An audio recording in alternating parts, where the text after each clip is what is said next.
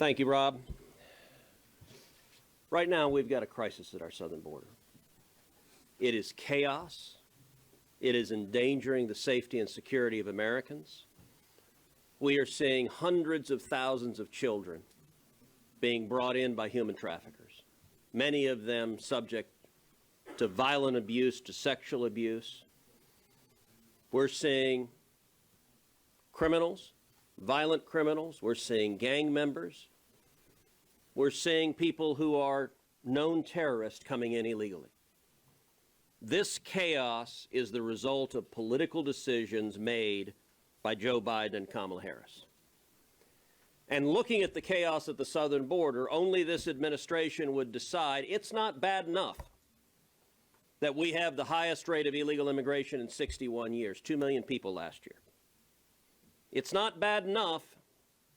They want to make it worse by rescinding the use of Title 42 to protect against COVID-19 infections. It's interesting that on April 1st, the CDC issued a statement urging the end of Title 42, saying, quote, "After considering current public health conditions and an increased availability of tools to fight COVID-19, such as highly effective vaccines and therapeutics, the CDC director has determined that an order suspending the right to introduce migrants into the United States is no longer necessary."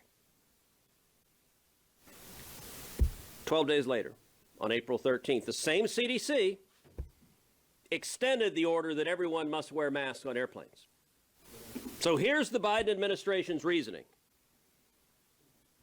It's just fine, according to the CDC, for tens of thousands of illegal aliens to be released who may well have COVID-19, to surge into Texas communities where the hospitals are overrun, they are full, where the schools are full, where the jails are full. But American citizens, even those who have been vaccinated, even those who have had COVID, they must wear a mask. It is utterly arbitrary and hypocritical. Now, thankfully, both of those decisions, the decision to end the use of Title 42 and the arbitrary decision to require everyone to wear masks on planes, both of them, the federal courts have stopped. But the partisan hypocrisy is stunning. This is the CDC embracing open borders.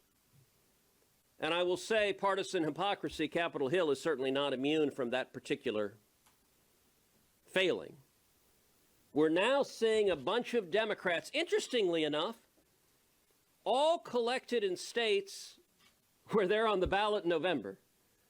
And they've suddenly discovered the American people don't like it when you have 2 million illegal immigrants, when you're releasing vast numbers of people in chaos. And so suddenly you got Democrats who are releasing statements saying we should not end Title 42.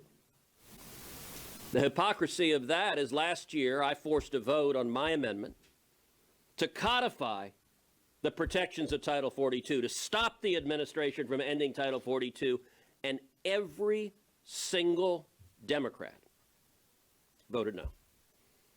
Every one of the Democrats who's putting out press statements. So the press statements are actually very convenient because the corporate media will happily parrot that they oppose ending Title 42 while ignoring the fact that when they had a chance to actually do something about it, every single Democrat voted no. And by the way, many of us have been fighting to get another vote on Title 42, and Chuck Schumer is blocking the vote because he doesn't want to vote to put people on record.